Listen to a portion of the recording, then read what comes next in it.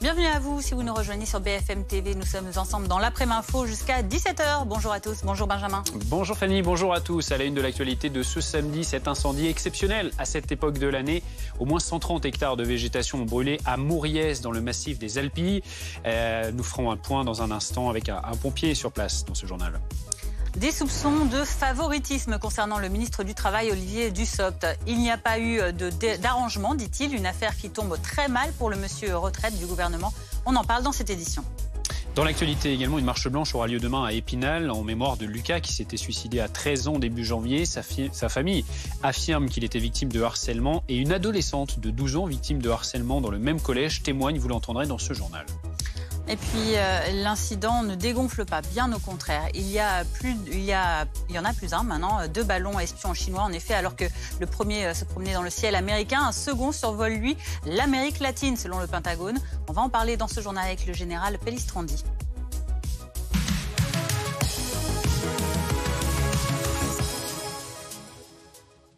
C'est une affaire qui tombe mal pour le gouvernement en plein débat sur les retraites. Olivier Dussopt, ministre du Travail, qui porte cette réforme, se retrouve menacé d'un procès pour favoritisme. Le parquet national financier lui reproche son comportement dans le cadre d'un marché public alors qu'il était député et maire d'Annonay. Ce samedi, il conteste l'idée d'arrangement. Émeline Darcourt.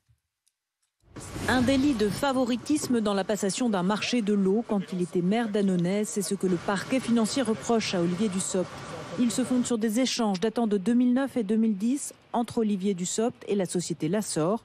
Ces échanges s'apparenteraient à un arrangement. Je n'ai qu'un souhait dans les prochaines semaines, les prochains mois, c'est de continuer à convaincre, à expliquer comment les choses se sont passées pour convaincre de ma bonne foi. Que 4 des 5 reproches ont été classés sans suite et qu'il n'y a pas d'accusation de corruption. Olivier Dussopt est présumé innocent. En première ligne sur la réforme des retraites, il n'envisage pas de quitter ses fonctions. La seule chose qui m'intéresse aujourd'hui, c'est comme ministre d'aller au bout de cette réforme. Pourtant, selon l'opposition, cette affaire le fragilise comme ministre du Travail, alors que la réforme des retraites est au Parlement. Quand on prend ses responsabilités, qu'on est aussi impliqué dans un texte, le mieux c'est quand même soit de démissionner, soit de faire autre chose. Moi, je ne vois pas comment il va continuer à porter ce texte. Et puis il y a maintenant effectivement cette affaire qui l'affaiblit moralement et qui, de mon point de vue, le disqualifie pour porter cette réforme et la mener à bon terme. Et quand on est accusé de favoritisme, eh bien, je crois qu'on doit effectivement se mettre en retrait de ses fonctions publiques. Du côté des syndicats, même scepticisme. C'est un sketch. Évidemment, il faut qu'il s'en aille. Il ne peut pas continuer à porter cette réforme. D'ailleurs, on l'a déjà gagné. Matignon a apporté son soutien au ministre du Travail et la majorité s'aligne. Je n'ai pas l'habitude de commenter ces faits-là, encore moins quand il n'y a pas encore d'affaires judiciaires. Aujourd'hui, Olivier Dussopt a toute la confiance de la Première ministre. Il n'y a pas de raison qu'ici, j'apporte un jugement quelconque. Dans cette affaire figurait au départ un don litigieux de lithographie à Olivier Dussopt par Lassor, mais la justice n'a pas retenu ce fait. Les 2 lithographies d'un montant total inférieur à 1 000 € selon Mediapart ont été rendues lors des premières révélations en 2020. On en parle avec vous, Alexis Cuvillier, journaliste au service politique de BFM TV. Cette affaire, elle pouvait difficilement tomber plus mal pour le gouvernement avec cette réforme qui arrive à l'Assemblée. Oui, ça tombe évidemment pas très bien. Le ministre qui incarne cette réforme, qui monte en première ligne, soupçonné donc de favoritisme. Bien sûr, cela a été rappelé dans le sujet. Olivier Dussopt met plutôt en avant le verre à moitié plein, si je puis dire. Le fait qu'il n'ait pas été retenu d'autres charges contre lui, notamment celle de corruption. L'entourage du ministre du Travail a réagi très vite hier après ces révélations de nouvelles avancées dans cette enquête par le site Mediapart, façon de ne pas montrer la moindre fébrilité sur ce sujet. Du côté de Matignon, on assure qu'Olivier Dussopt garde toute la confiance de la Première ministre. Pas de grande surprise de ce côté-là. Impossible pour l'exécutif et la majorité de sembler douter ou d'alimenter des rumeurs de mésentente. Vous vous souvenez qu'il y avait déjà eu au sein de la majorité des bruits là-dessus lorsque la présentation de la réforme avait été décalée de décembre à janvier sur le fait qu'Elisabeth Borne n'avait peut-être pas été pleinement satisfaite du dialogue social mené par Olivier Dussopt avant ce débat explosif des retraites. Désormais impossible d'affaiblir ce ministre qui est central sur les les retraites et pas uniquement puisqu'il est associé de très près au texte sur l'immigration et à une future loi sur le plein emploi attendue d'ici l'été. Alexis, il faut s'attendre à ce qu'Olivier Dussopt soit chahuté encore un peu plus que ce qu'il aurait pu être déjà sur les bancs de l'Assemblée lundi. C'est le jeu parlementaire, c'est celui des oppositions. Le ministre aura probablement le droit à une question sur cette affaire lors des prochaines questions au gouvernement mardi. Lui qui doit déjà assumer face à ses anciens alliés de gauche ses positions passées, son opposition par exemple à la réforme de 2010 sur le report de l'âge de la retraite à 62 ans. Mais l'un de ses anciens collègues socialistes me disait cette semaine s'attendre à un adversaire coriace dans l'hémicycle. C'est quelqu'un de très technique, me disait ce député, assez impénétrable au sein de la majorité. On salue sa très grande mobilisation sur cette réforme des retraites contre vents et marées. On va le voir encore dans les prochains jours. Mais même avec la meilleure argumentation possible à l'Assemblée, c'est difficile de savoir ce qui pourrait faire bouger la situation de blocage relatif qui est apparue ces dernières semaines. Un gouvernement qui compte les voix pour faire passer son texte. Une opposition de gauche ultra mobilisé, 13 000 amendements déposés et une perméabilité aux concessions possibles du gouvernement. Et puis bien sûr la mobilisation de la rue une nouvelle fois mardi prochain après 2 journées de manifestations nationales qui ont été jugées plutôt réussies aussi bien du côté des syndicats que du côté des politiques. Merci Alexis. On parle de cette affaire avec vous également. Kevin Mauvieux, bonjour. Merci d'avoir accepté notre invitation. Vous êtes député Rassemblement national de l'Eure. Quelle est votre réaction à ces soupçons de favoritisme à l'encontre du ministre du Travail? Bonjour à tous. J'ai un sentiment qui est partagé parce que, comme le Rassemblement national le fait toujours et comme je le fais toujours, je respecte la présomption d'innocence, comme on le fait toujours avec l'ensemble des ministres du gouvernement qui sont mis en cause, puisque Olivier Dussopt n'est pas le premier à avoir des affaires. Donc on respecte la présomption d'innocence vis-à-vis de tous les ministres. En revanche, c'est vrai que on est dans un contexte qui rend les choses difficiles parce que malgré la présomption d'innocence et malgré notre bonne volonté à vouloir faire abstraction de la partie judiciaire des mises en cause par le parquet national financier, on est quand même avec un ministre qui va gérer une réforme qui va impacter négativement des millions de Français, alors même que les Français sont tous contre cette réforme. Et il le fait avec une légitimité qui, malgré la présomption d'innocence, diminue. Elle est menacée, cette légitimité. Ça veut dire que vous appelez à sa démission ou pas? Certains des opposants au gouvernement l'ont déjà fait. Non, moi je ne suis pas dans l'optique de demander la démission toujours de tout le monde dès qu'il y a une ouverture d'enquête ou une possible mise en cause. Une personne condamnée doit démissionner, ça c'est clair, c'est certain. Maintenant, une personne mise en cause, c'est à elle d'agir avec sa propre conscience. Mais si j'étais à la place du gouvernement, dans le contexte d'une réforme des retraites rejetée par tous, avec des manifestations extrêmement importantes, avec des groupes d'opposition très fermes sur leur opposition à la réforme des retraites, venir imposer un ministre qui a une mise en cause, encore une fois, ce n'est qu'une mise en cause, mais sur le principe, c'est une mise en cause avec une réforme extrêmement importante. Donc je ne demande pas forcément sa démission, ce n'est pas à moi de le demander, ce n'est pas à moi de décider, mais je pense qu'ils doivent avoir une conscience et en leur propre conscience, ils doivent analyser la situation. Et c'est assez compliqué, je trouve, pour un ministre de porter une réforme aussi importante avec une mise en cause de cette nature-là. Et craignez-vous que ces révélations pèsent sur le débat à l'Assemblée et peut-être remettent en question les discussions qui sont prévues sur cette réforme aussi importante dont vous parlez?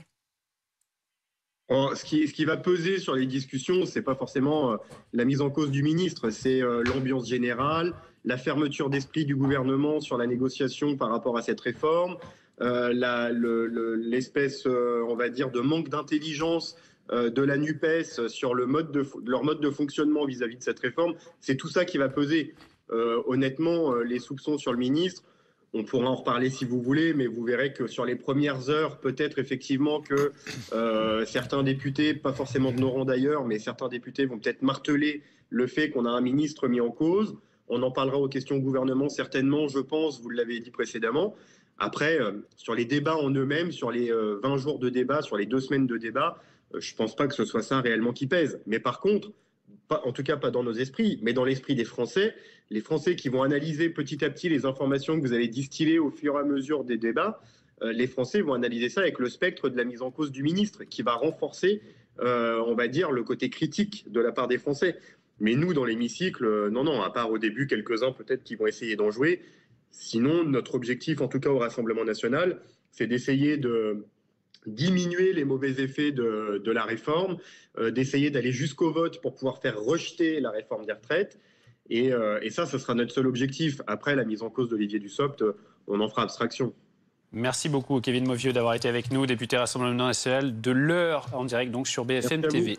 On en vient à présent à ce premier feu d'ampleur de l'année, cet incendie qui s'est déclaré au lever du jour sur la commune de Mouriez, dans les Alpilles, dans les Bouches-du-Rhône. Nous sommes en direct avec Pierre Bepoix. Bonjour, directeur départemental adjoint du SDIS 13, donc des Bouches-du-Rhône. Où en est l'avancée de cet incendie et combien d'hectares ont déjà été parcourus ? Alors, l'enveloppe parcourue par le feu ce matin, ce feu qui a débuté sur la commune de Mouriez, est porté à 130 hectares au moment où je vous parle. C'est une estimation.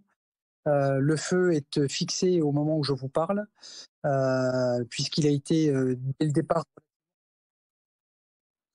il est stabilisé, c'est-à-dire que sa superficie n'évolue plus au moment où je vous parle. Très rapidement, il a été jalonné sur ses flancs gauche et droit, et il était nécessaire de travailler sur le secteur avant pour pouvoir enrayer sa propagation. Mais par fixé, j'entends le feu n'évolue plus, sa superficie n'évolue plus. Sur le bilan humain, est-ce qu'il y a des blessés ? Il n'y a pas de blessés, il n'y a pas de victimes civiles. Nous avons un de nos collègues sapeurs-pompiers qui a été légèrement blessé suite à une bélugue, comme on dit chez nous, dans l'œil, et qui a nécessité un transport à l'hôpital pour un contrôle ophtalmologique. Mais hormis notre collègue qui a été légèrement blessé, il n'y a pas de victimes civiles à déplorer. Aucune habitation n'a été touchée. C'est un feu qui a parcouru essentiellement des surfaces de pins, de garrigues, de broussailles, mais il n'y a pas d'habitation impactée. Alors, ce qui interpelle, c'est que nous ne sommes pas au plein cœur de l'été. On est début février. Un incendie à cette période de l'année, est-ce que c'est exceptionnel ? Alors non, ça n'est pas exceptionnel parce que par le passé, nous avons connu ce qu'on appelle des feux d'hiver. C'est déjà arrivé. Pour autant, il est vrai que les conditions climatiques avec un fort Mistral en ce jour, Mistral qui est établi depuis plusieurs jours d'ailleurs à hauteur de 60-70 km/h, comme c'est le cas aujourd'hui avec des rafales à 110 km/h, complique effectivement ce genre de départ de feu et est un facteur, j'allais dire, favorable pour le développement de ce feu. Allié au fait que nous avons des conditions de sécheresse qui restent toujours relativement compliquées sur le département des Bouches-du-Rhône, puisque le mois de janvier 2023 est le troisième mois, depuis 105 ans, le plus sec en France. Quels sont les moyens que vous avez mobilisés pour fixer ce feu ? Quels sont les moyens terrestres, les moyens aériens peut-être aussi qui ont été mis en place ?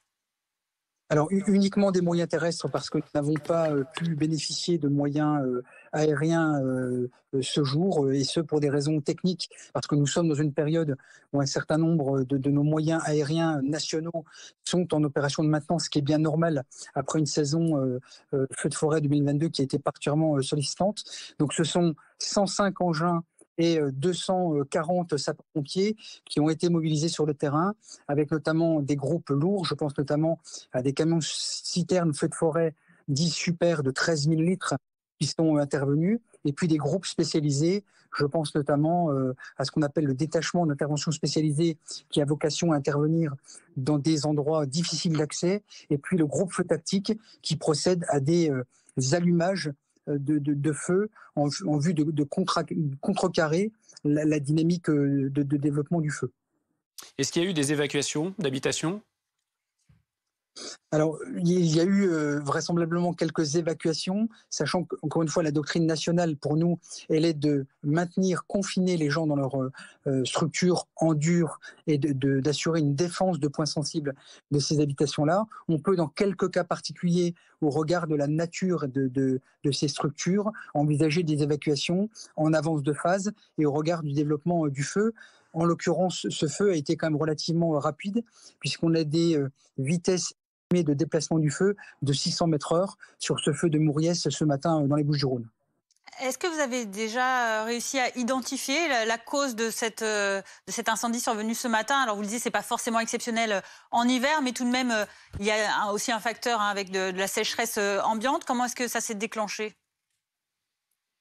Aujourd'hui, je n'ai pas d'informations précises à vous donner sur l'origine de ce feu, d'autant que cette origine fait l'objet d'une recherche, d'une enquête, avec une équipe pluridisciplinaire qui a été diligentée, constituée d'agents de l'Office national des forêts, de la gendarmerie, des pompiers 13, des sapeurs-pompiers des Bouches-du-Rhône, pour déterminer l'origine de ce feu et les conditions de développement d'un feu qui a démarré ce matin à 5h30. Donc il est vrai que l'origine de ce feu s'avère suspecte et on va s'attacher à essayer d'en déterminer les causes avec les forces dûment compétentes sur le sujet, que sont notamment nos collègues des forces de l'ordre, la gendarmerie nationale en l'occurrence.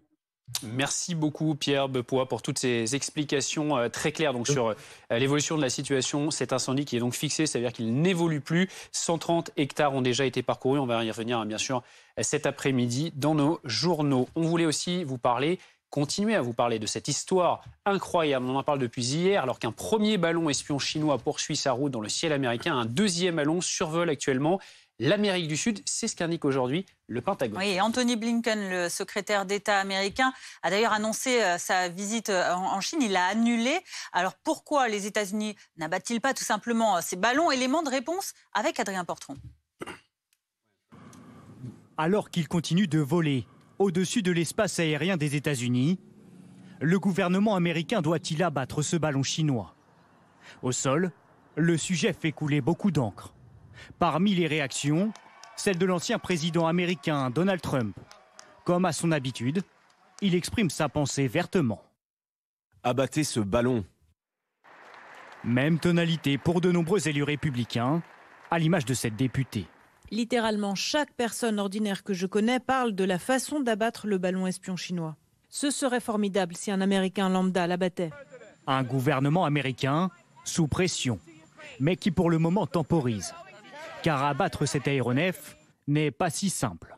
Il évolue à environ 18 000 mètres d'altitude. La mission serait donc confiée à un avion de combat américain.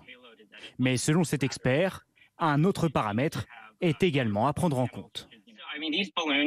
Ces ballons utilisent de l'hélium, donc les gens disent tirer dessus, mais ce n'est pas comme avec un dirigeable, on ne peut pas simplement tirer dessus pour qu'il s'enflamme. C'est un gaz inerte, alors si vous faites des trous dedans, cela va fuiter très lentement. Frapper cette cible pourrait aussi représenter un risque pour la population. Avec la taille de ce ballon, de nombreux débris pourraient venir s'écraser au sol. Trop dangereux pour les autorités américaines. Pas question donc pour les équipes de Joe Biden de prendre une décision à la hâte. Le Pentagone rappelle que ce ballon considéré comme espion n'aurait en fait pas plus de capacité de surveillance que les satellites qui se trouvent déjà en orbite. Et on continue à en parler avec le général Pellistrandi, consultant à Défense BFM TV. Général, c'est impossible d'abattre ce genre de ballon espion? Non, c'est très facile à abattre, mais est-ce que c'est réellement intéressant pour les Américains d'abattre cet avion, ce ballon? D'abord, il est à une altitude assez importante et en fait, il est au-dessus de ce qu'on appelle des 60 000 pieds en langage aéronautique.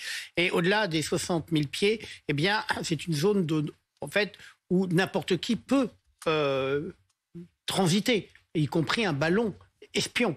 Donc, il ne pourrait être abattu que s'il présentait un danger réel pour la sécurité des Américains, parce qu'il pourrait s'écraser sur une agglomération.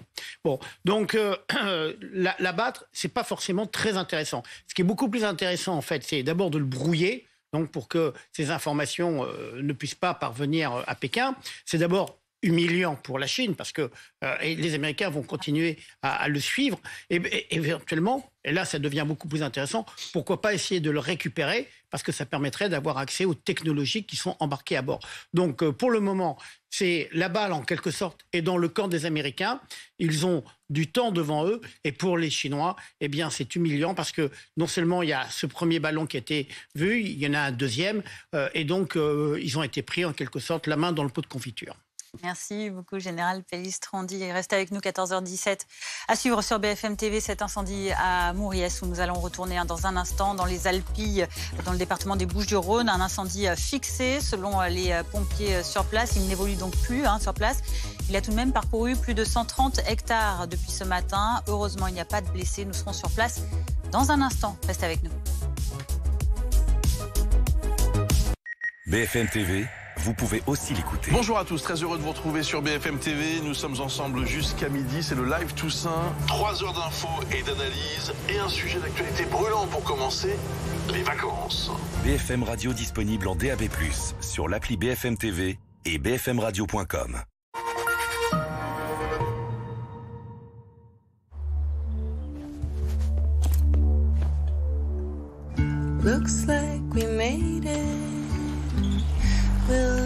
Moins d'émissions de CO2, moins de consommation de carburant. Mais c'est quand même bien de ne pas s'en servir tout le temps.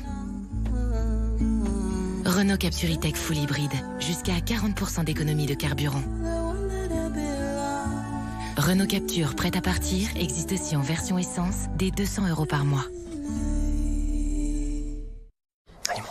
Assurance, bonjour. Mais vous trouvez ça normal de nous faire économiser 240 €? Mais c'est scandaleux, monsieur. Alors je vais vous dire, moi, Direct Assurance, il n'y a pas de tu-tu-tu-lu-lu. Non, on va rester chez vous. C'est clair? Et pour 2, 3, 4 contrats souscrits, c'est 2, 3, 4 mois remboursés. Direct Assurance, l'assurance que vous risquez d'aimer. Chers voisins, voici des livres que nous avons lus et relus et nous aimerions vous en faire profiter. Vous trouverez de tout. Des romans, de la poésie et même des livres de recettes faciles à faire. Enfin, en théorie. Bref, on espère qu'ils vous plairont autant qu'à nous. N'hésitez pas vous aussi à remplir la bibliothèque. Comme ça, on pourrait mieux se connaître, en dehors de la fête des voisins. PS, Charlie l'éléphant est très efficace pour endormir les enfants. Découvrez les grands récits de la mythologie en édition illustrée collector. À chaque numéro, une BD et un cahier documenté sur les dieux et héros antiques. Le numéro 1, l'Iliade, 1,99 €. Ne la laissez pas sur un cintre.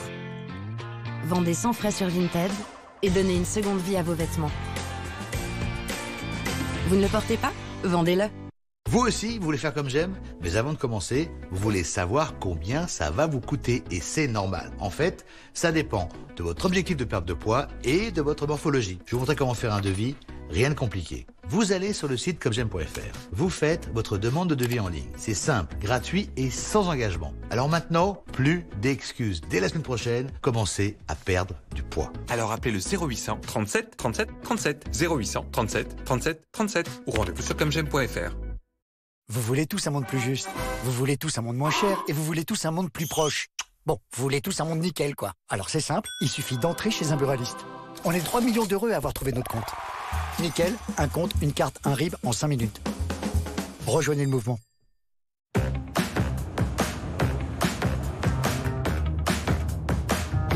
Acheter chez Autosphère. Et ils ont du choix? T'as le choix entre plus de 25 marques et plus de 15 000 véhicules. Mais neuf? Neuf, d'occasion, et même reconditionné. Ah ouais. Eh ouais. Pour bien choisir, choisissez Autosphère. Découvrez notre sélection de véhicules à petit prix en concession et sur autosphère.fr. Avec l'argent, on peut partir loin. Mais on peut aussi faire avancer les choses ici.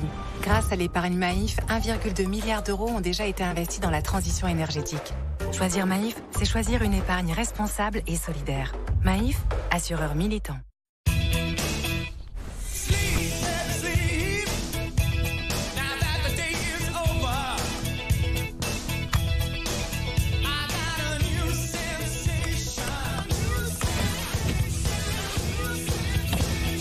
Bienvenue à tous ceux qui débutent avec l'électrique.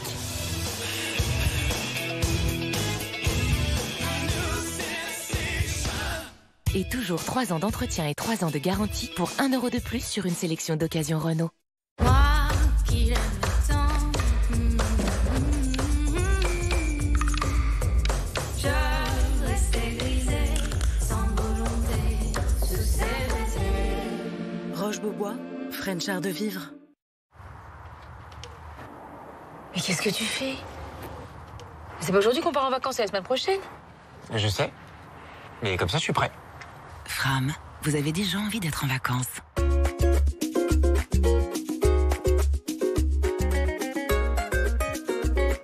Avec Fram, cap sur les Caraïbes pour découvrir les îles Grenadines en catamaran. Du Du lundi au vendredi, démarrez votre journée par une matinale 100% éco. On est ensemble jusqu'à 9h pour la matinale de l'économie. C'est Good Morning Business. On va être politiquement incorrect ce matin. Toute l'actualité économique, financière et internationale, décryptée et analysée par les acteurs et les experts qui comptent. Good Morning Business, présenté par Christophe Jacubizine et Laure Closier, en direct de 6h à 9h sur RMC Découverte et RMC BFM Play. Comme j'aime, c'est simple et efficace. La preuve, j'ai perdu 12 kilos. J'ai perdu 15 kilos en 4 mois avec Comme j'aime. Moi, j'ai perdu 17 kilos. Et moi, j'ai perdu 13 kilos. Et je me sens bien dans mon corps, mieux dans mes baskets, mieux dans mes vêtements. Et ça fait plaisir, quoi. Alors, si vous voulez perdre du poids, lancez-vous dans un programme qui marche pour de vrai. Venez vite faire votre devis en ligne. C'est gratuit, simple et sans engagement. Alors, rendez-vous sur commej'aime.fr ou appelez le 0800 37 37 37, 0800 37 37 37. Vous êtes sûr que je n'ai rien à payer pour les lunettes? Absolument. Vraiment, merci. Et je vous souhaite de ne voir que des belles choses avec. Justement, tu préfères quoi? Bourgogne ou Normandie? Passez le nom des modèles? Ah non, les lunettes c'est ok, hein, choisis celle que tu veux. Mais comme il n'y a rien à payer, du coup, je réserve un hôtel pour le week-end. Alors? Tu veux dire, on réserve un hôtel pour le week-end? Bien sûr, ma chérie. Bah oui, avec un spa. Ah oui, je regarde. L'offre 0 € reste à charge. Une sélection de lunettes et d'appareils auditifs à 0 €. Optical Center, optique et audition. Dispositifs médicaux.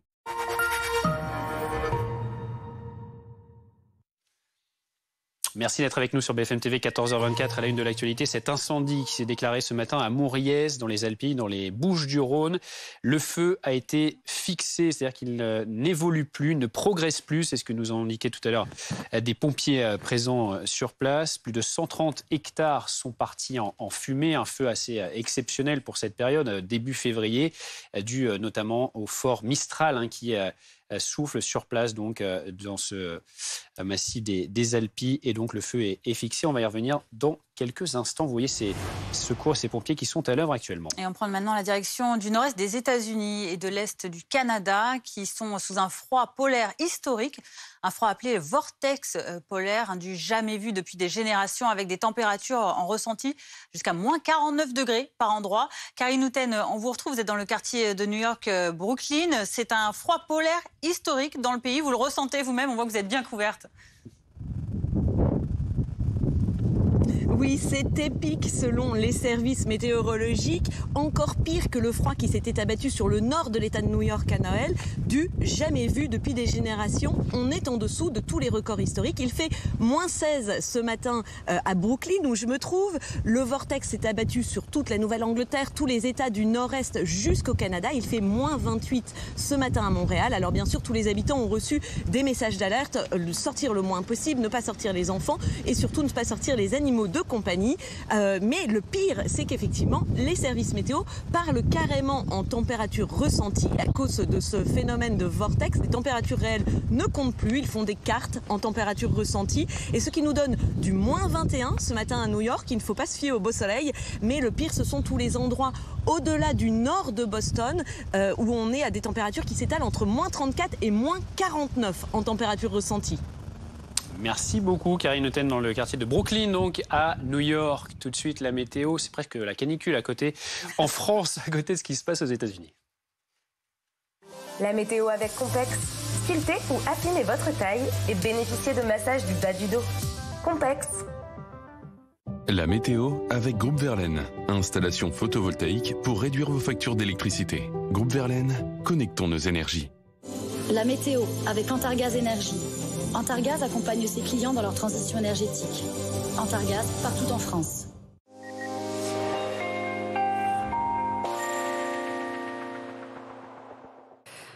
Peu de changements, donc, c'était prévu pour ce week-end, avec toujours beaucoup de grisailles sur les régions du nord. Et on surveille toujours, évidemment, ce Mistral qui s'est renforcé dans le courant de la nuit et qui souffle très fort depuis 18 journées consécutives. Encore un petit peu de patience, il va encore souffler très fort tout au long de cette journée de samedi. Et puis ensuite, ça devrait quand même tout doucement se calmer. Côté précipitations, vous le voyez, c'est relativement sec. S'il y a des précipitations, elles resteront très faible tout au long de cette journée de samedi. Pour dimanche, encore beaucoup de grisailles du sud-ouest en remontant sur le centre-est et sur une bonne moitié nord toujours, avec ce Mistral toujours présent, mais quand même qui baisse d'un cran par rapport à votre samedi. On aura quelques flocons sur les Vosges, le Jura, sur le Massif central également. Et puis dans le courant de l'après-midi, les éclaircies quand même qui vont gagner du terrain. On va conserver beaucoup de grisailles quand même sur le sud-ouest et puis d'une manière générale sur un grand quart nord-est avec de la neige à basse altitude sur les reliefs. Encore du Mistral dans la vallée du Rhône jusqu'à 90 km/h. Un coup d'œil à vos températures. Demain matin, au lever du jour, avant le refroidissement pour la semaine prochaine, ce sera stationnaire. 6 à Paris, 9 à Nice et dans le courant de l'après-midi. Les températures seront déjà en légère baisse sur les régions du sud. Il fera 16 degrés encore à Montpellier, 9 degrés entre Lille et Paris. C'était la météo avec Compex. Sculptez ou affinez votre taille et bénéficiez de massages du bas du dos. Compex. Vous avez regardé la météo avec Groupe Verlaine. Isolation thermique par l'extérieur avec aide de l'État. Groupe Verlaine, connectons nos énergies. C'était la météo avec Antargaz Énergie. Antargaz accompagne ses clients dans leur transition énergétique. Antargaz, partout en France. À la une de l'actualité à 14h30 sur BFM TV, c'est 130 hectares de pins, de garrigues et de broussailles qui sont partis en fumée dans les Bouches-du-Rhône ce matin. Le feu est désormais fixé, il n'y a aucune victime civile. 240 sapeurs-pompiers et une centaine d'engins terrestres ont été mobilisés. Nous ferons le point dans un instant sur place avec Isabelle Palacios, commandante des opérations de secours du 10-13. Pas de grève des cheminots pendant ce début de vacances scolaires, alors que le projet de réforme des retraites arrive à l'Assemblée ce lundi et que 2 nouvelles mobilisations sont prévues les 7 et 11 janvier prochains. Certains syndicats des cheminots envisagent de ne pas se mettre les Français à dos comme ça avait été le cas lors des vacances de Noël. L'affaire ne pouvait pas plus mal tomber pour le gouvernement. Olivier Dussopt, le ministre qui porte le projet de réforme des retraites, est soupçonné de favoritisme. Ce dernier veut prouver sa bonne foi. Selon lui, il n'y a pas eu d'arrangement. Et puis Clarisse Kremer, évincée du prochain Vendée Globe 2024 par son sponsor Banque Populaire, qui a estimé que la navigatrice ne pourrait pas se qualifier pour l'épreuve du fait de son congé maternité, tollé du monde de la voile. On va y revenir dans ce journal. Mais tout d'abord, nous prenons la direction des Alpilles, ce massif des Bouches-du-Rhône, pour rejoindre la commune de Mouriès, où 130 hectares de végétation ont donc brûlé ce matin, de garrigues, de pins. Vous le voyez avec des pompiers, près de 200, plus de 200, 240 mobilisés sur le terrain. Le feu est désormais fixé sur place. Il ne progresse donc plus. Heureusement, il n'y a pas de blessés civils. On fait le point avec Isabelle Palacios, commandante des opérations de secours du 10 des Bouches-du-Rhône. Depuis ce matin, aux environs de 6h30, nous faisons face à un feu de forêt qui s'est établi avec un vent sur zone très important. Donc, il a parcouru actuellement une centaine d'hectares. Il en menace encore une dizaine, voire une vingtaine. Actuellement, donc, nous avons réussi à préserver 5 grosses propriétés situées donc, dans le massif des Alpilles. Puis ce matin, nous avons à peu près 230 sapeurs-pompiers et 60 engins qui sont sur place. Alors il arrive au fil des années effectivement qu'on puisse avoir des feux d'hiver attisés par des vents et des conditions météorologiques très défavorables telles qu'on peut connaître aujourd'hui. Nous mettons en place toutes les actions effectivement pour que le feu n'évolue plus. Conditions météo très défavorables, disent effectivement les secours sur place. Le travail continue, on le disait, donc 240 pompiers qui sont mobilisés, 105 engins terrestres, mais il n'y a pas de moyens aériens déployés donc pour ce premier feu d'ampleur de la saison. Nous ne sommes, on le rappelle bien sûr, et vous le savez, que début février, on va suivre l'évolution de ce feu qui est donc désormais fixé dans nos éditions cet après-midi. On voulait aussi parler, Fanny, bien sûr, de ce projet de réforme des retraites ce samedi qui entrera à l'Assemblée ce lundi. En parallèle, la contestation contre le texte, elle aussi, se poursuivra avec une journée de grève mardi et une manifestation samedi prochain. Oui, mais sans grève de certains cheminots pour cette première semaine de départ en vacances de la zone A, les syndicats ménagent en quelque sorte l'opinion jusqu'ici plutôt acquise à leur cause, peut-être au risque d'un essoufflement de la mobilisation. Guillaume Barki.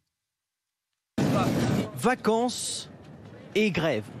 C'est le cocktail explosif que craignent les usagers.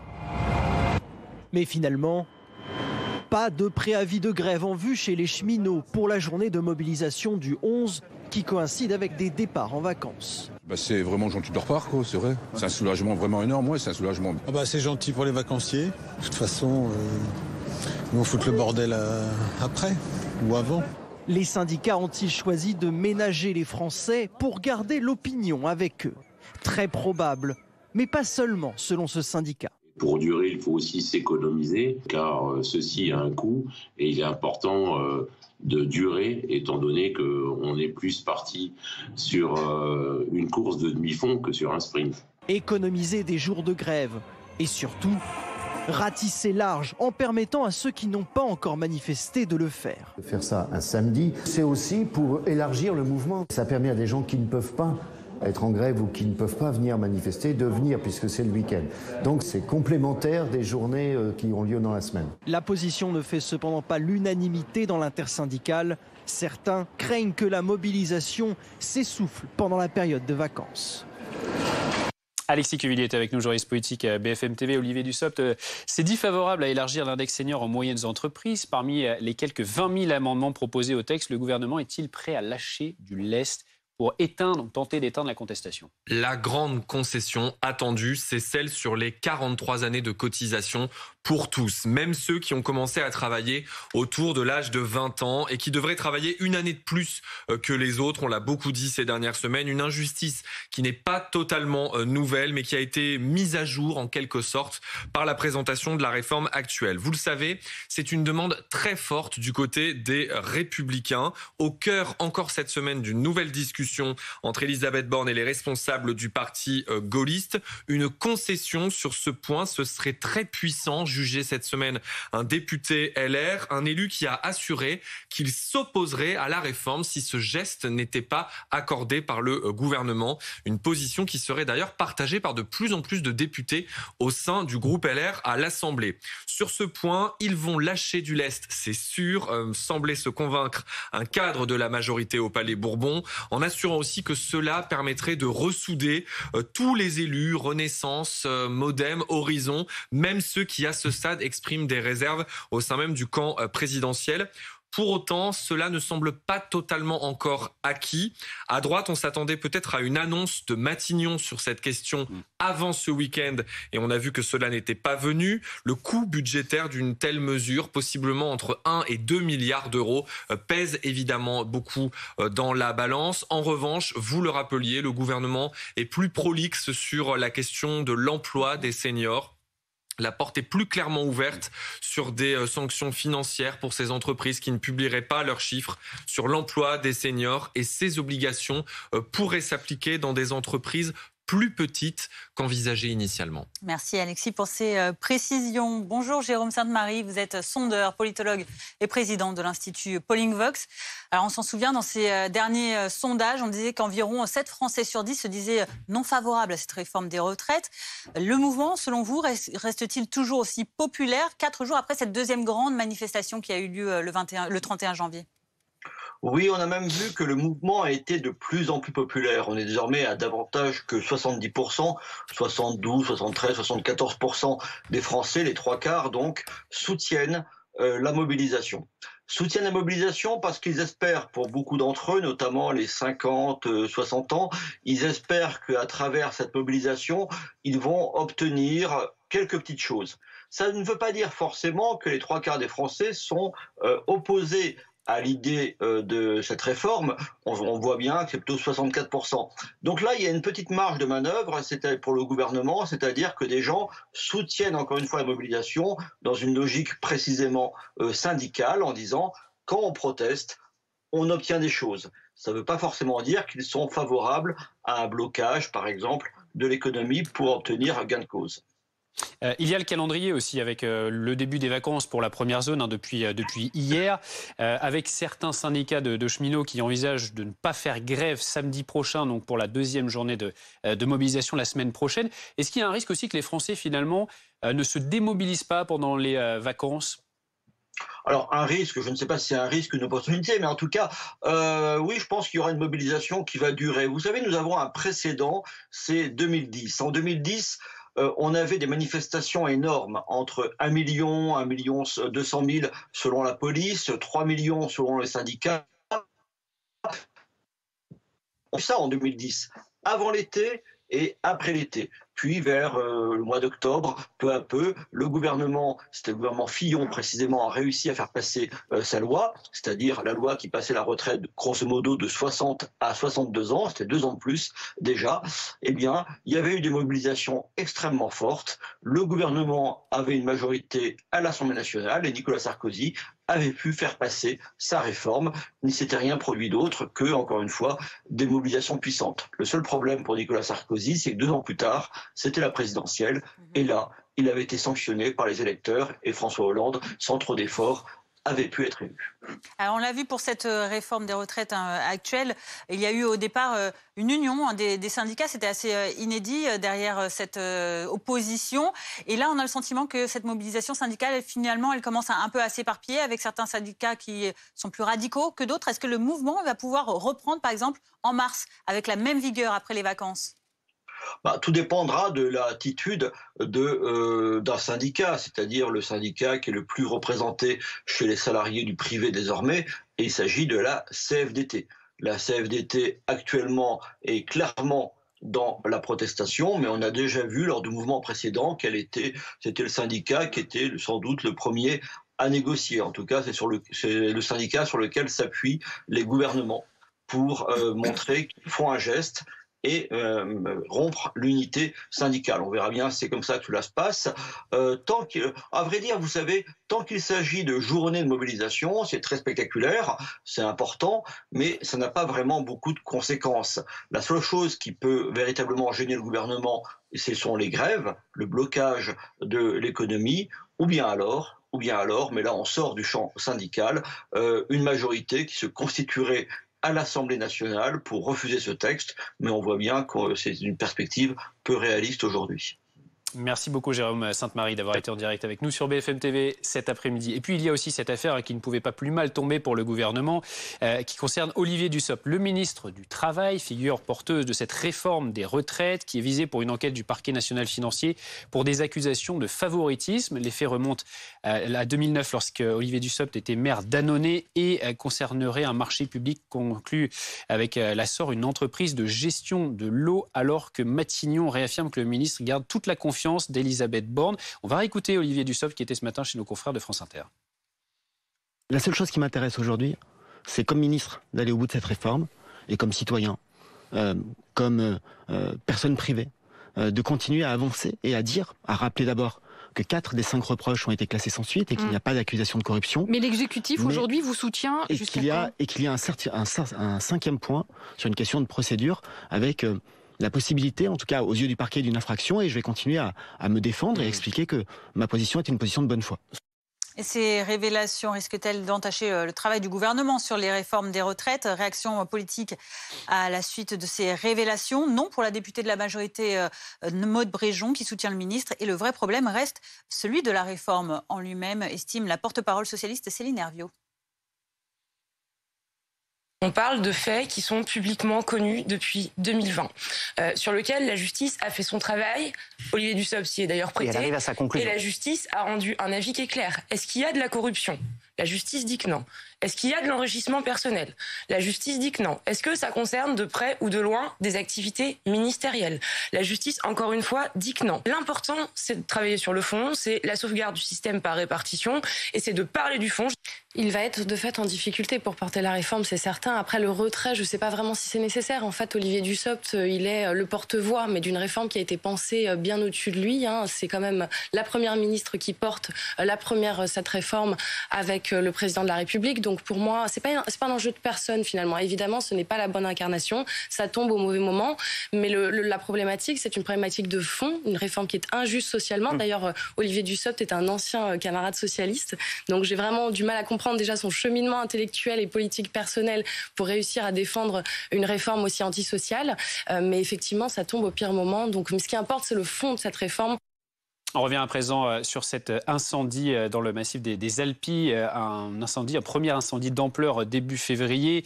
130 hectares de végétation ont été brûlés donc à Mauriès, dans les Alpilles, dans le département des Bouches-du-Rhône. On va en parler avec Isabelle Palacios. Merci d'être avec nous. Vous êtes commandante des opérations de secours du SDIS 13. Tout à l'heure, votre collègue Pierre Bepoix, directeur adjoint du SDIS 13, nous disait que le feu était fixé, qu'il n'évoluait plus. Vous nous confirmez ?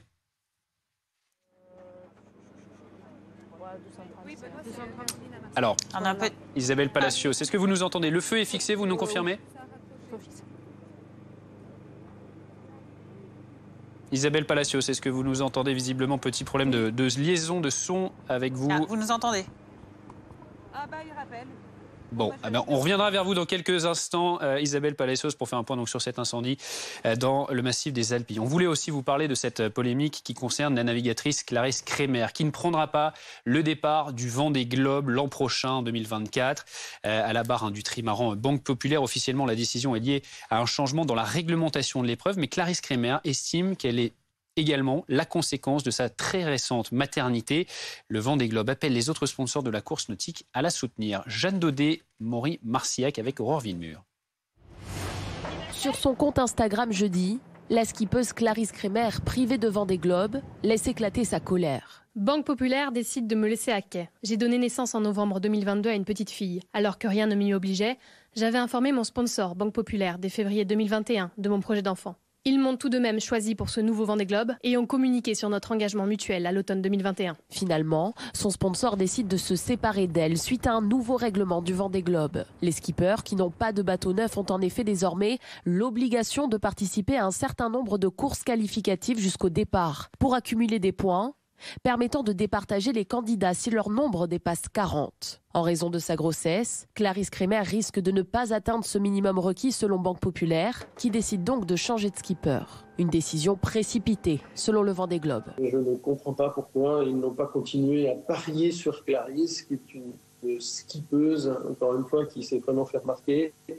Première femme à l'arrivée de dernier Vendée Globe. Ce n'est pas parce qu'elle a décidé d'avoir un enfant et qu'elle n'aurait pas le droit de pouvoir être présente sur la ligne du départ. Les skippers que nous avons interrogés, eux, sont partagés. Il ne s'agit pas de sexisme ou de maternité ou quoi que ce soit, c'est juste le problème d'un concurrent vis-à-vis des règles qui sont les mêmes pour tout le monde. C'est une grosse erreur de communication de la part des banques populaires, je comprends pas. Une nana qui a eu un gamin, ça n'a rien d'extraordinaire, c'est la vie. De son côté, la ministre des Sports affirme avoir échangé avec le président du Vendée Globe, qui reconnaît que le règlement de la course doit impérativement évoluer.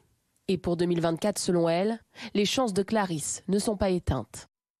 On le rappelle donc, le sponsor de Clarisse Kremer, Banque Populaire, a estimé que la navigatrice ne pourrait pas se qualifier pour l'épreuve du fait donc, de ce congé maternité. Bonjour Isabelle Autissier, merci beaucoup d'avoir accepté notre invitation cet après-midi, ancienne navigatrice. On voulait avoir votre avis justement sur cette question. Est-ce que selon vous, il s'agit d'un problème de réglementation ou est-ce qu'il peut être également question de sexisme dans le sport nautique ? Je ne sais pas si c'est du sexisme, mais c'est juste intolérable. C'est-à-dire que les choses sont sur la table. Effectivement, Clarisse avait informé, elle le dit elle-même, ses partenaires financiers qu'elle allait avoir un enfant. C'est quand même la moindre des choses. Les garçons, eux, ils partent effectivement en mer quand leurs femmes sont enceintes ou s'occupent des tout-petits.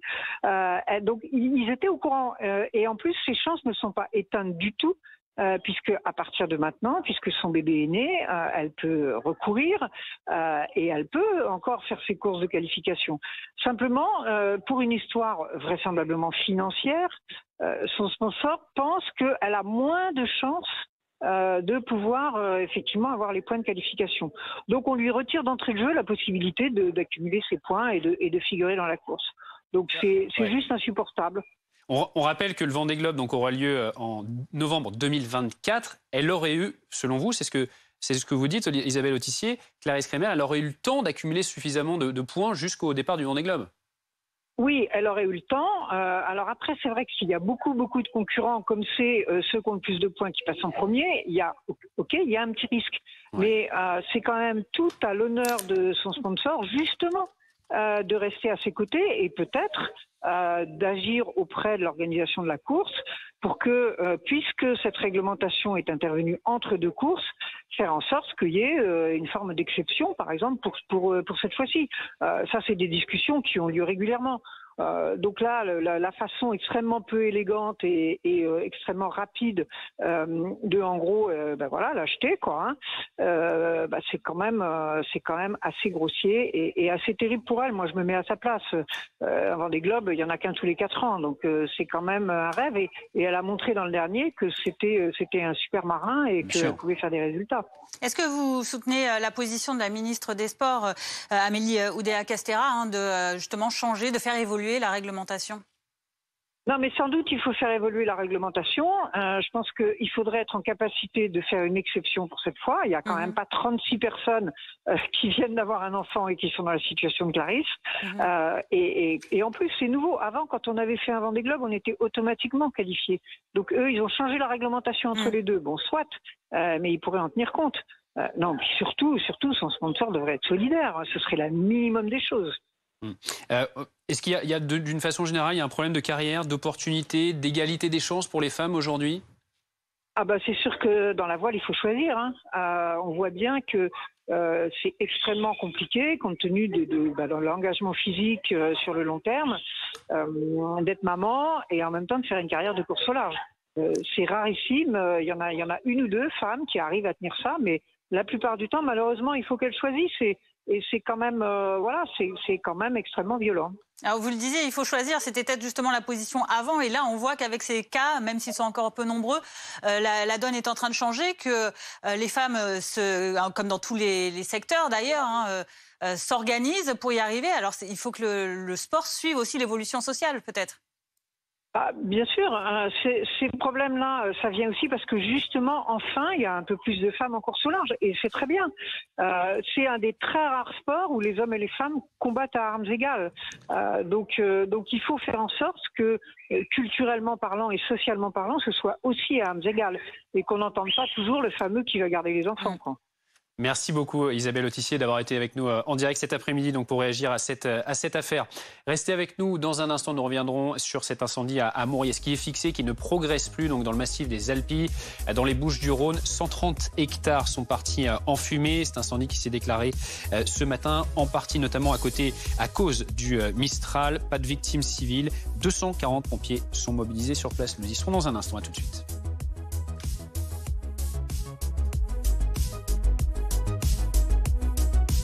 La météo avec Compex. Sculptez ou affinez votre taille et bénéficiez de massages du bas du dos. Compex. La météo avec Groupe Verlaine. Installation photovoltaïque pour réduire vos factures d'électricité. Groupe Verlaine, connectons nos énergies. La météo avec Antargaz Énergie. Antargaz accompagne ses clients dans leur transition énergétique. Antargaz partout en France.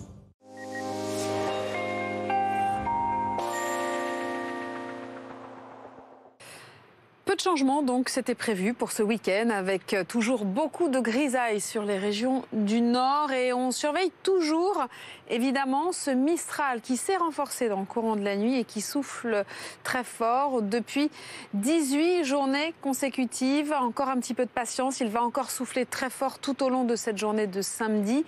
Et puis ensuite, ça devrait quand même tout doucement se calmer. Côté précipitations, vous le voyez, c'est relativement sec. S'il y a des précipitations, elles resteront très faible tout au long de cette journée de samedi. Pour dimanche, encore beaucoup de grisailles du sud-ouest en remontant sur le centre-est et sur une bonne moitié nord toujours, avec ce Mistral toujours présent, mais quand même qui baisse d'un cran par rapport à votre samedi. On aura quelques flocons sur les Vosges, le Jura, sur le Massif central également. Et puis dans le courant de l'après-midi, les éclaircies quand même qui vont gagner du terrain. On va conserver beaucoup de grisailles quand même sur le sud-ouest et puis d'une manière générale sur un grand quart nord-est avec de la neige à basse altitude sur les reliefs. Encore du Mistral dans la vallée du Rhône jusqu'à 90 km/h. Un coup d'œil à vos températures demain matin au lever du jour. Avant le refroidissement pour la semaine prochaine, ce sera stationnaire. 6 à Paris, 9 à Nice et dans le courant de l'après-midi. Les températures seront déjà en légère baisse sur les régions du sud. Il fera 16 degrés encore à Montpellier, 9 degrés entre Lille et Paris. C'était la météo avec Compex. Sculptez ou affinez votre taille et bénéficiez de massages du bas du dos. Compex. Vous avez regardé la météo avec Groupe Verlaine. Isolation thermique par l'extérieur avec aide de l'État. Groupe Verlaine, connectons nos énergies. C'était la météo avec Antargaz Énergie. Antargaz accompagne ses clients dans leur transition énergétique. Antargaz partout en France. Le saviez-vous? Le Roi Lion, spectacle de la démesure. Le Roi Lion n'est pas une comédie musicale comme les autres. Chanteurs, danseurs, costumiers, un grand nombre de professionnels s'affairent pour donner vie à ce spectacle hors norme. Pas moins de 37 000 heures de travail sont nécessaires pour concevoir masques et marionnettes. Et il faut plus de 20 semi-remorques pour transporter l'ensemble des accessoires et des éléments de décor. BFM TV, partenaire de la comédie musicale Le Roi Lion au Théâtre Mogador. Un partenariat BFM TV.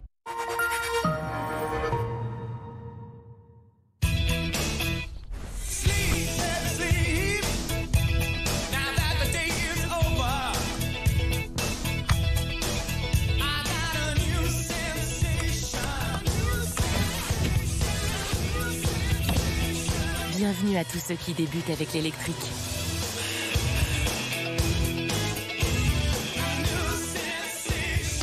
Et en ce moment, dans le réseau Renew, profitez de 1 000 € de bonus écologique sur Zoé E-Tech 100% électrique d'occasion. Les crèmes mains n'hydratent jamais assez longtemps? Avec Neutrogena, une seule noisette suffit pour hydrater instantanément, réparer et protéger les mains sèches et abîmées pendant 24 heures. Neutrogena. Pour écraser Free, on va lancer l'offre Riff Box Pop. Tout pareil, mais à 29,98 € au lieu de 99 €. Sauf que pour y arriver, Marc, faut que tu partes. Un jour, peut-être, Riff fera mieux que Free. En attendant, retrouvez la Freebox Pop avec Canal+ série inclus pendant 1 an. Merci Free. Voilà à quoi je vais ressembler quand j'aurai perdu du poids avec Comme J'aime. Je vais être grande, hein? Et non Clément, vous ne ressemblerez jamais à Adriana. Par contre, si vous voulez découvrir quelle sera votre silhouette avec des kilos en moins... Scannez ce QR code. Ensuite, vous allez choisir le poids que vous voulez perdre. Et voilà, vous découvrez votre nouvelle silhouette. Vous allez enfin avoir un réel aperçu de votre silhouette après 5, 10, 15 kilos en moins. Ah là d'accord, là ça me semble un petit peu plus réaliste. Scannez le QR code juste ici ou rendez-vous sur commej'aime.fr. Élu service client de l'année 2023. Écoutons les questions de nos enfants. Pourquoi il est malade? Pourquoi on ne peut pas le soigner? Pourquoi il travaille? Pourquoi ils vont pas à l'école? Pourquoi elle pleure? Pourquoi elle n'a rien à manger? Nos enfants sont témoins de la souffrance des autres enfants. Il est temps de les écouter. Chaque jour sur le terrain, les équipes d'UNICEF viennent en aide à ces enfants en danger. Pour tous ceux que nous devons sauver, agissez en appelant maintenant le 0801 903 902. Donnez 10 € par mois pour offrir à chaque enfant des aliments nutritifs. 10 € par mois pour recevoir les soins dont il a besoin. Pour avoir la chance d'aller à l'école. Avec 10 € par mois, vous permettez à UNICEF de donner un avenir à chaque enfant en détresse. C'est des enfants comme moi. Il faut les aider. Appelez dès maintenant le 0801 903 902. Merci.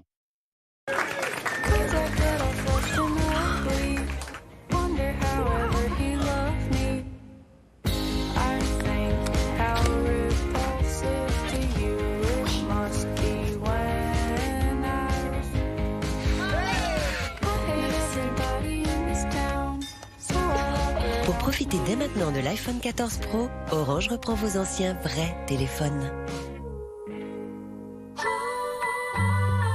Orange.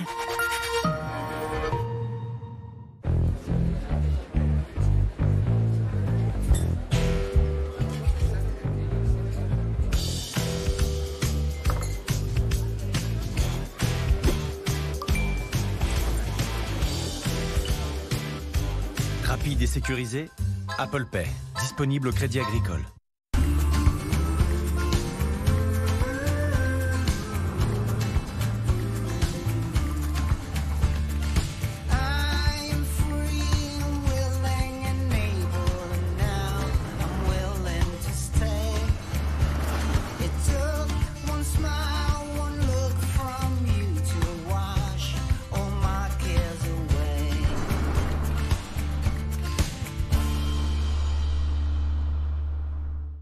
Pour que ma vision devienne réalité, mes verres progressifs Varilux m'offrent une vision ultra nette de près comme de loin, avec une transition fluide.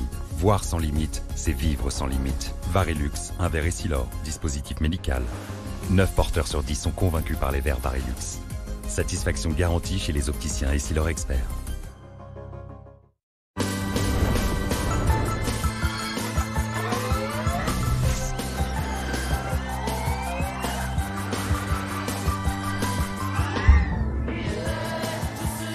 Souvenez-vous à quel point vous aimiez les voitures électriques.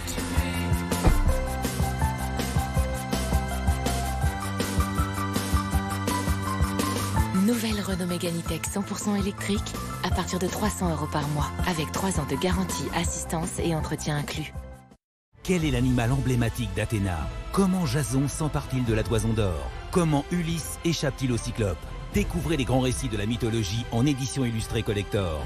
À chaque numéro, une BD sur les dieux, héros ou épopées antiques et un cahier richement documenté conçu par le philosophe Luc Ferry. Le numéro 1, l'Iliade, 1,99 € seulement. Envie de faire pousser votre barbe? Découvrez le Sérum Barbe, une innovation Luxéol. Avec plus 3029 poils de barbe en phase de croissance, Vos poils sont plus épais, votre barbe plus dense et visiblement plus comblée. Une efficacité prouvée dès 14 jours d'utilisation. Le sérum barbe Luxéol. Disponible en pharmacie et sur luxéol.com.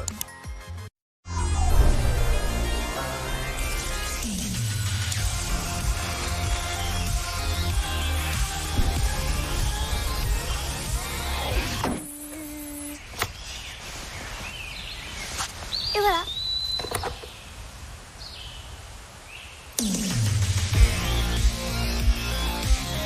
Volkswagen ID4 SUV 100% électrique. Toute la famille va être fière de passer à l'électrique. Volkswagen. Merci d'être avec nous sur BFM TV à la une de l'actualité. À 15h, 130 hectares de pins, de garrigues et de broussailles partis en fumée dans les Bouches-du-Rhône ce matin. Le feu à Mouriès est fixé, il ne progresse plus, il n'y a aucune victime civile. 240 pompiers sont mobilisés, une centaine d'engins terrestres. Nous ferons le point dans un instant avec Isabelle Palacios, commandant des opérations de secours du SDIS 13. Des soupçons de favoritisme concernant le ministre du Travail, Olivier Dussopt. Il n'y a pas eu d'arrangement, déclare-t-il. Une affaire qui tombe en tout cas très mal pour le monsieur des retraites du gouvernement. Une marche blanche aura lieu demain à Épinal en mémoire de Lucas qui s'était donné la mort à 13 ans début janvier. Sa famille affirme qu'il était victime de harcèlement et une adolescente de 12 ans victime de harcèlement dans le même collège témoigne. Vous l'entendrez dans ce journal. L'incident ne se dégonfle pas, bien au contraire. Il n'y a plus un, mais deux désormais ballons espions chinois. Alors que le premier se promène dans le ciel américain, un second survole lui l'Amérique latine selon le Pentagone. On en parle dans cette édition.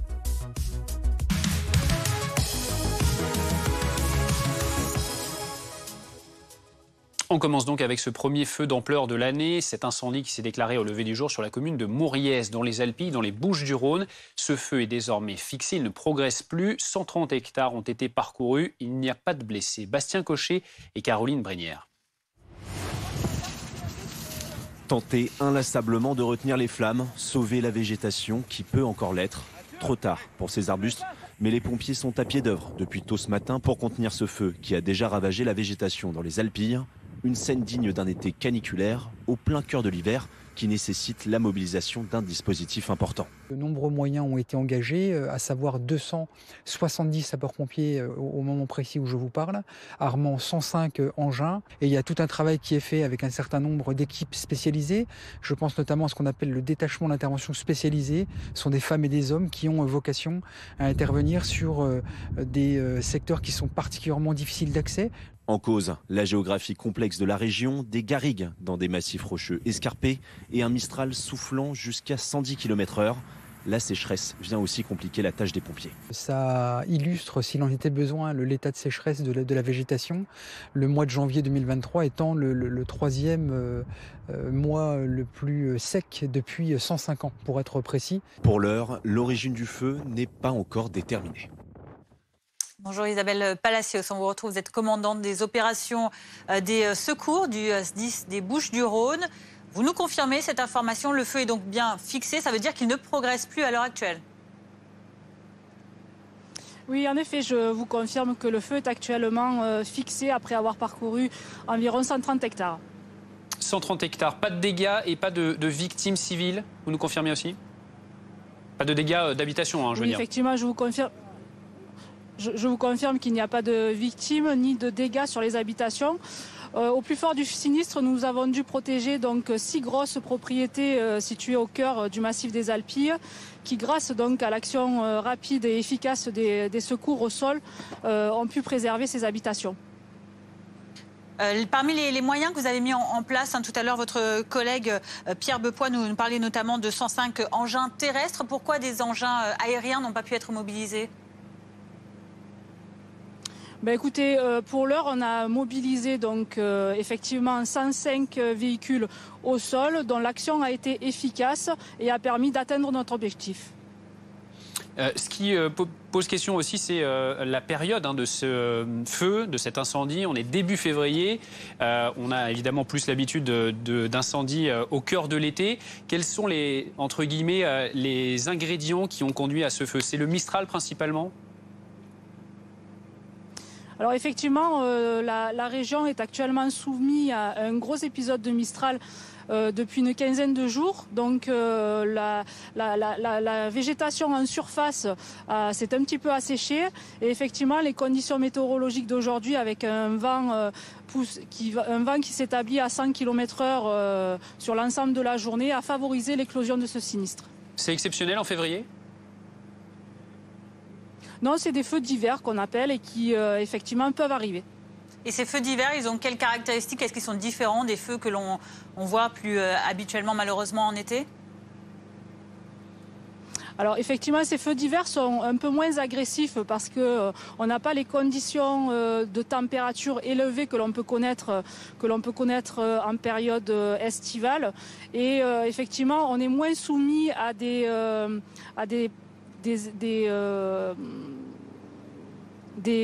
exports en fait de matières incandescentes qui pourraient nous exposer à des sautes de feu. Là, le feu est fixé. En quoi consiste exactement le travail des pompiers sur place actuellement ? Donc là, le feu est fixé. Toute notre énergie va être concentrée maintenant sur le noyage pour que d'ici la nuit, on soit certain qu'il n'y ait pas de progression sur une autre zone. Merci beaucoup Isabelle Palacios, commandante des opérations du SDIS des Bouches-du-Rhône pour ces dernières informations. On le rappelle donc 130 hectares de végétation qui ont brûlé. Pas de victimes civiles, vous nous le rappeliez. Et donc un feu qui est fixé sur la commune de Mauriès. 15h04, on voulait également vous parler de cette affaire qui tombe on ne peut plus mal pour le gouvernement en plein débat sur les retraites. Olivier Dussopt, ministre du Travail qui porte cette réforme, se retrouve menacé d'un procès, un procès pour favoritisme. Le parquet national financier lui reproche en effet son comportement dans le cadre d'un marché public alors qu'il était député maire d'Annonay. Ce samedi, il conteste l'idée d'arrangement. Émile Darcourt. Un délit de favoritisme dans la passation d'un marché de l'eau quand il était maire d'Annonay, c'est ce que le parquet financier reproche à Olivier Dussopt. Il se fonde sur des échanges datant de 2009 et 2010 entre Olivier Dussopt et la société Lassor. Ces échanges s'apparenteraient à un arrangement. Je n'ai qu'un souhait dans les prochaines semaines, les prochains mois, c'est de continuer à convaincre, à expliquer comment les choses se sont passées pour convaincre de ma bonne foi. Que 4 des 5 reproches ont été classés sans suite et qu'il n'y a pas d'accusation de corruption. Olivier Dussopt est présumé innocent. En première ligne sur la réforme des retraites, il n'envisage pas de quitter ses fonctions. La seule chose qui m'intéresse aujourd'hui, c'est comme ministre d'aller au bout de cette réforme. Pourtant, selon l'opposition, cette affaire le fragilise comme ministre du Travail, alors que la réforme des retraites est au Parlement. Quand on prend ses responsabilités, qu'on est aussi impliqué dans un texte, le mieux c'est quand même soit de démissionner, soit de faire autre chose. Je ne vois pas comment il va continuer à porter ce texte. Il y a maintenant effectivement cette affaire qui l'affaiblit moralement et qui, de mon point de vue, le disqualifie pour porter cette réforme et la mener à bon terme. Et quand on est accusé de favoritisme, eh bien, je crois qu'on doit effectivement se mettre en retrait de ses fonctions publiques. Du côté des syndicats, même scepticisme. C'est un sketch. Évidemment, il faut qu'il s'en aille. Il ne peut pas continuer à porter cette réforme. D'ailleurs, on l'a déjà gagné. Matignon a apporté son soutien au ministre du Travail et la majorité s'aligne. Je n'ai pas l'habitude de commenter ces faits-là, encore moins quand il n'y a pas encore d'affaires judiciaires. Aujourd'hui, Olivier Dussopt a toute la confiance de la Première ministre. Il n'y a pas de raison qu'ici, j'apporte un jugement quelconque. Dans cette affaire figurait au départ un don litigieux de lithographie à Olivier Dussopt par Lassor, mais la justice n'a pas retenu ce fait. Les 2 lithographies d'un montant total inférieur à 1 000 € selon Mediapart ont été rendues lors des premières révélations en 2020. On en parle avec vous, Alexis Cuvillier, journaliste au service politique de BFM TV. Cette affaire, elle pouvait difficilement tomber plus mal pour le gouvernement avec cette réforme qui arrive à l'Assemblée. Oui, ça tombe évidemment pas très bien. Le ministre qui incarne cette réforme, qui monte en première ligne, soupçonné donc de favoritisme. Bien sûr, cela a été rappelé dans le sujet. Olivier Dussopt met plutôt en avant le verre à moitié plein, si je puis dire. Le fait qu'il n'ait pas été retenu d'autres charges contre lui, notamment celle de corruption. L'entourage du ministre du Travail a réagi très vite hier après ces révélations de nouvelles avancées dans cette enquête par le site Mediapart, façon de ne pas montrer la moindre fébrilité sur ce sujet. Du côté de Matignon, on assure qu'Olivier Dussopt garde toute la confiance de la Première ministre. Pas de grande surprise de ce côté-là. Impossible pour l'exécutif et la majorité de sembler douter ou d'alimenter des rumeurs de mésentente. Vous vous souvenez qu'il y avait déjà eu au sein de la majorité des bruits là-dessus lorsque la présentation de la réforme avait été décalée de décembre à janvier, sur le fait qu'Elisabeth Borne n'avait peut-être pas été pleinement satisfaite du dialogue social mené par Olivier Dussopt avant ce débat explosif des retraites.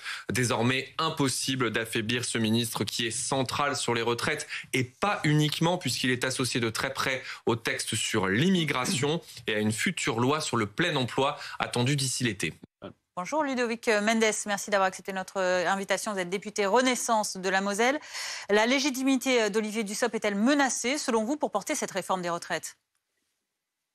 Bonjour. Non, elle n'est pas menacée du tout. Je veux dire, aujourd'hui, on est sur une enquête. On n'est pas sur un tribunal qui a rendu un jugement rendant Monsieur Olivier Dussopt, ministre du Travail, coupable de tel ou tel fait qui sont des faits de favoritisme.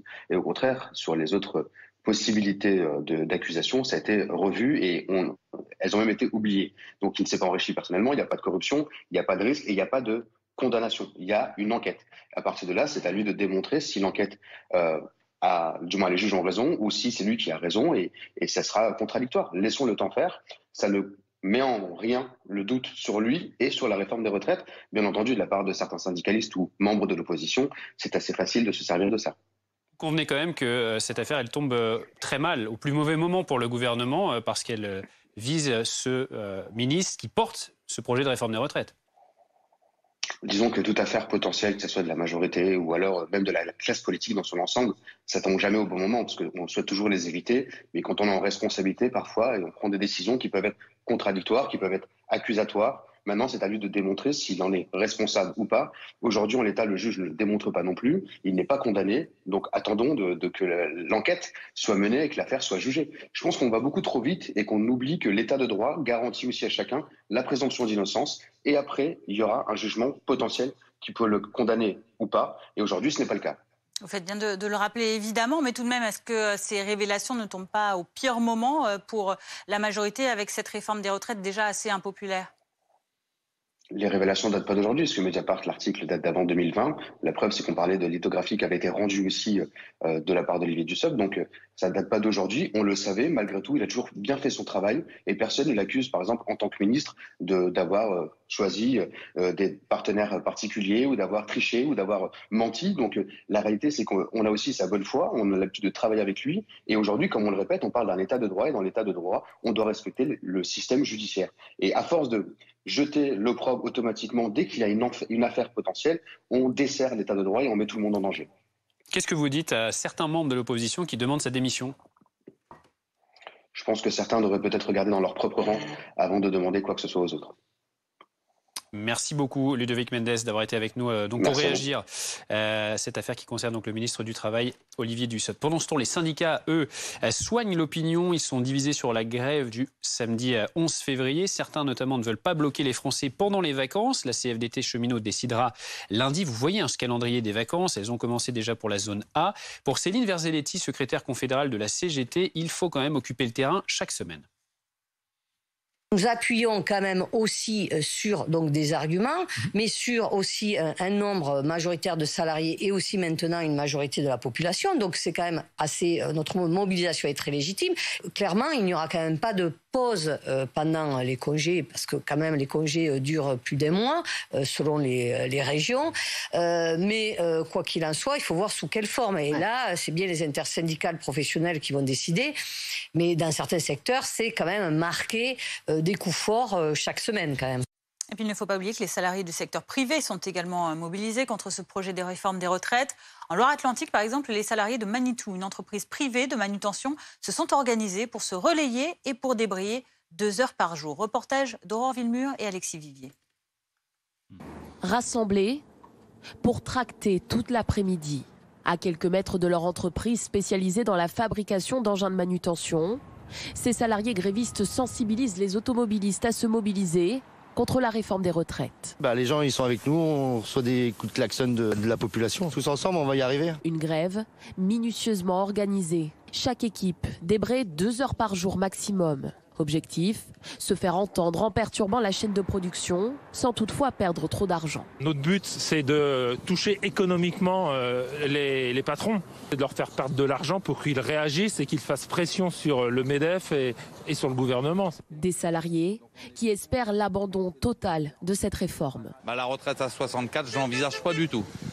Alors pas du tout. Je ne m'imagine même pas encore travailler, ni mes collègues dans les ateliers à 64 ans. Selon les syndicats, sur un peu plus d'1 millier de salariés dans l'entreprise, environ 250 sont en grève chaque jour de débrayage. Une marche blanche aura lieu demain à 14h à Épinal dans les Vosges en hommage à Lucas. Ce collégien s'était suicidé le 7 janvier à l'âge de 13 ans. Selon sa famille, le harcèlement a été l'élément déclencheur de cet acte. Et dans ce même collège, Louis-Armand de Golbet, dans les Vosges, une autre adolescente a témoigné de son harcèlement. Sa mère dénonce l'inaction du principal. Boris Karlamov et Domiti Berthaud ont recueilli son témoignage. Ils m'insultent, elles me disent des gros mots, elles me harcèlent, ils prennent toujours mes affaires mais ils me les rendent jamais. C'est un calvaire au quotidien. Cette adolescente de 12 ans est victime de harcèlement depuis l'école primaire. Et parfois, cela va bien au-delà des simples moqueries. Elles me poussent, ils me font tomber par terre, ils me claquent, ils me tirent les cheveux, ils me mettent des coups de poing, ils me tordent les doigts et ils me mettent des coups de pied tous les jours, à chaque fois. Un harcèlement quasi systématique par 3 de ses camarades, avec forcément des conséquences sur la vie familiale. C'est pesant pour nous en tant que parents. Ça me fait peur, effectivement. J'ai pas envie qu'il lui arrive la même chose que Lucas. Une situation de plus en plus difficile. Pourtant, la famille affirme avoir déjà rencontré le principal du collège. Elle a beau le signaler, mais j'ai l'impression qu'il continue à ne rien faire, quoi. Faute de solution, cette mère de famille n'a pas d'autre choix que de changer sa fille d'établissement scolaire en septembre prochain. 15h14, on reparle à présent de cette histoire incroyable. Alors qu'un premier ballon espion chinois poursuit sa route dans le ciel américain, un deuxième ballon survole actuellement l'Amérique du Sud. C'est ce qu'indique aujourd'hui le Pentagone. Et conséquence, Anthony Blinken, le secrétaire d'État américain, a annulé sa visite prévue en Chine. Alors pourquoi les États-Unis tout simplement n'abattent-ils pas ce ballon? Élément de réponse dans ce reportage d'Adrien Portron. Alors qu'il continue de voler au-dessus de l'espace aérien des États-Unis, le gouvernement américain doit-il abattre ce ballon chinois? Au sol, le sujet fait couler beaucoup d'encre. Parmi les réactions, celle de l'ancien président américain Donald Trump. Comme à son habitude, il exprime sa pensée vertement. Abattez ce ballon. Même tonalité pour de nombreux élus républicains, à l'image de cette députée. Littéralement, chaque personne ordinaire que je connais parle de la façon d'abattre le ballon espion chinois. Ce serait formidable si un simple citoyen américain l'abattait.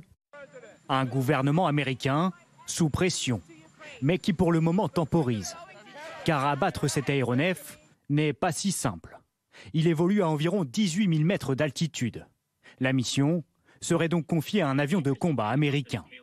Mais selon cet expert, un autre paramètre est également à prendre en compte. Ces ballons utilisent de l'hélium, donc les gens disent tirer dessus, mais ce n'est pas comme avec un dirigeable, on ne peut pas simplement tirer dessus pour qu'il s'enflamme. C'est un gaz inerte, alors si vous faites des trous dedans, cela va fuiter très lentement. Frapper cette cible pourrait aussi représenter un risque pour la population. Avec la taille de ce ballon, de nombreux débris pourraient venir s'écraser au sol. Trop dangereux pour les autorités américaines. Pas question donc pour les équipes de Joe Biden de prendre une décision à la hâte. Le Pentagone rappelle que ce ballon considéré comme espion n'aurait en fait pas plus de capacité de surveillance que les satellites qui se trouvent déjà en orbite. Alors est-il difficile d'abattre ce ballon espion? Écoutez la réponse du général Pellistrandi, notre consultant défense. Non, c'est très facile à abattre, mais est-ce que c'est réellement intéressant pour les Américains d'abattre cet avion, ce ballon? D'abord, il est à une altitude assez importante, et en fait, il est au-dessus de ce qu'on appelle des 60 000 pieds en langage aéronautique. Et au-delà des 60 000 pieds, eh bien, c'est une zone en fait, où n'importe qui peut transiter, y compris un ballon espion. Donc, il ne pourrait être abattu que s'il présentait un danger réel pour la sécurité des Américains, parce qu'ils pourraient s'écraser sur une agglomération. Bon, donc l'abattre, c'est pas forcément très intéressant. Ce qui est beaucoup plus intéressant, en fait, c'est d'abord de le brouiller, donc pour que ces informations ne puissent pas parvenir à Pékin. C'est d'abord humiliant pour la Chine, parce que les Américains vont continuer à le suivre, et éventuellement, et là ça devient beaucoup plus intéressant, pourquoi pas essayer de le récupérer, parce que ça permettrait d'avoir accès aux technologies qui sont embarquées à bord. Donc pour le moment, c'est la balle en quelque sorte est dans le camp des Américains, ils ont du temps devant eux, et pour les Chinois, eh bien c'est humiliant, parce que non seulement il y a ce premier ballon qui a été vu, il y en a un deuxième, et donc ils ont été pris en quelque sorte la main dans le pot de confiture. 15h18, restez avec nous à suivre sur BFM TV. C'est un incendie à Mauriès, dans les Alpilles, dans les Bouches-du-Rhône, qui est fixé. Il n'évolue donc plus, selon les pompiers. Un feu d'hiver qui a parcouru plus de 130 hectares. Il n'y a pas de blessés, heureusement. Nous serons sur place dans notre prochain journal. On ira aussi aux États-Unis pour parler cette fois de froid polaire historique qui s'abat sur le pays, appelé vortex polaire, avec des températures ressenties proches des moins 50 degrés. Nous serons dans le quartier de Brooklyn à New York.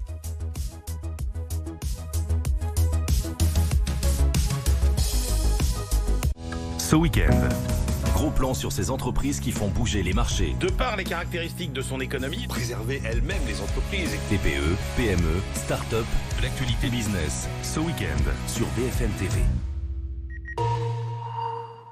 Votre programme avec Hiscox, l'assureur des TPE et des indépendants. Et comme on vous connaît très bien, on sait que ça va vous plaire.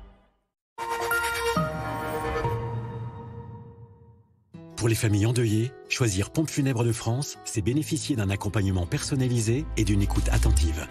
Vous souhaitez devenir entrepreneur dans un réseau de franchises humain à forte notoriété? Rejoignez Pompes Funèbres de France, le réseau national au service des familles.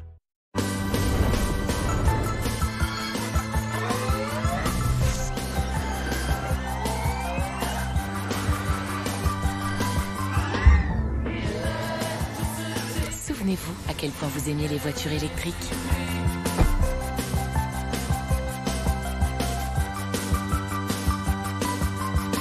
Nouvelle Renault Mégane E-Tech 100% électrique à partir de 300 € par mois, avec 3 ans de garantie, assistance et entretien inclus. Vous avez le choix. Vous pouvez garder les vêtements dont vous n'avez pas besoin, ou les vendre sur Vinted et gagner de l'argent. Téléchargez Vinted. Vous ne le portez pas? Vendez-le. VeryChic vous offre des voyages extraordinaires jusqu'à moins 70%. Partez à la découverte du monde et séjournez en hôtel de luxe. Inscrivez-vous gratuitement sur verychic.fr. L'aspirateur Dyson V15 résout les problèmes de poils d'animaux. Il démêle, aspire les poils et révèle la poussière invisible. L'aspiration la plus puissante de Dyson. Nettoyage en profondeur des foyers avec animaux. Rendez-vous sur Dyson.fr et dans nos Dyson Demo Store pour découvrir les offres. Vous vous êtes déjà demandé à quoi vous ressembleriez avec 10, 15, voire 20 kilos en moins. Comme j'aime, vous offre cette expérience inédite et incroyable. Scannez le QR code juste là et dans moins de 2 minutes, vous allez vous voir avec vos kilos en moins. Je vous montre, c'est ultra simple. Vous rentrez vos informations, vous choisissez le poids que vous voulez perdre et voilà, vous découvrez votre nouvelle silhouette. Allez, scannez vite ce QR code et découvrez votre future silhouette ou rendez-vous sur comegem.fr. Comegem.fr. C'est important, .fr. Savez-vous pourquoi c'est le bon moment pour acheter un canapé poltronné sofa? 1. Parce que vous pouvez avoir un canapé de très grande qualité à petit prix. 2. Parce qu'il est fait à la main. 3. Parce qu'il est italien comme les experts qui l'ont créé. Découvrez nos modèles au même prix qu'en 2017. Vivez votre rêve sur le canapé lit Vernasca pour seulement 498 €. Ou offrez-vous le frisson du cuir avec Lily Haro pour 1656 €. Profitez des mêmes prix qu'en 2017. Poltrone sofà, solo divani di qualità. E voilà!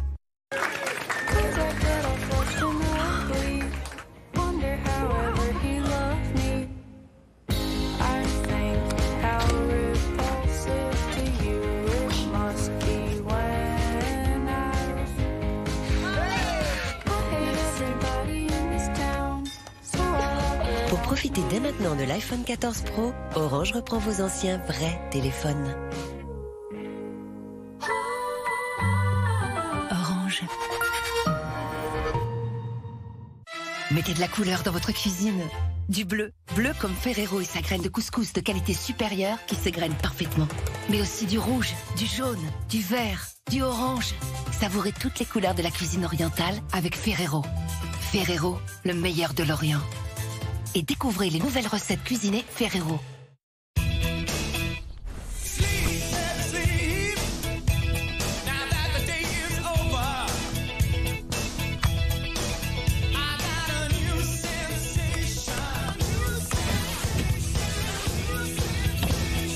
Bienvenue à tous ceux qui débutent avec l'électrique.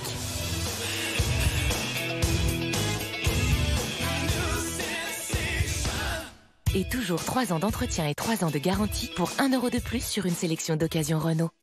Avec l'argent, on peut partir loin. Mais on peut aussi faire avancer les choses ici.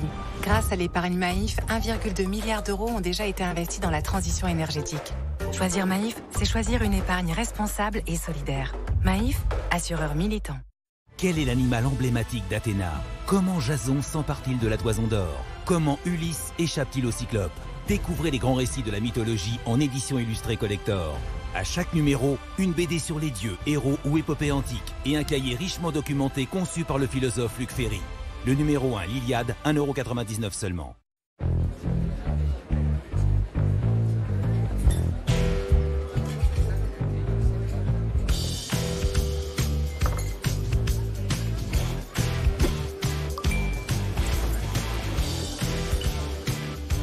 Rapide et sécurisé, Apple Pay, disponible au Crédit Agricole.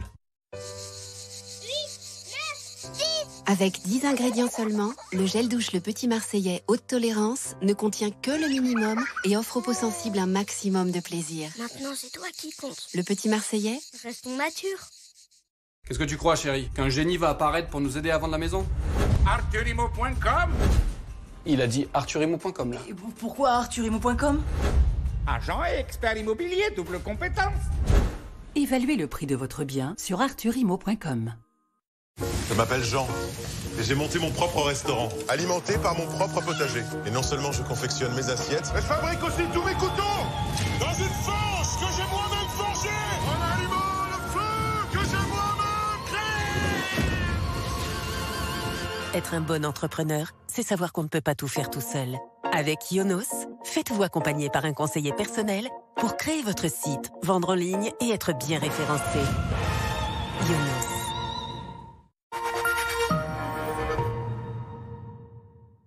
À la une de l'après-info à 15h24, cet incendie fixé désormais dans le massif des Alpilles, dans les Bouches-du-Rhône, dans la commune de Mouriès. Un incendie, un feu d'hiver qui s'est déclenché dans la matinée, qui a donc ravagé 130 hectares de pins notamment, mais qui n'a fait aucune victime civile, nous précisent les pompiers sur place, toujours mobilisés. Ils sont 240 sapeurs-pompiers à avoir été mobilisés sur le terrain, ainsi qu'une centaine d'engins terrestres.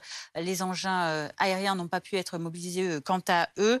Le Mistral souffle encore très fort. La sécheresse également ont permis d'alimenter cet incendie. En tout cas, désormais, il est fixé. Les habitations sont protégées.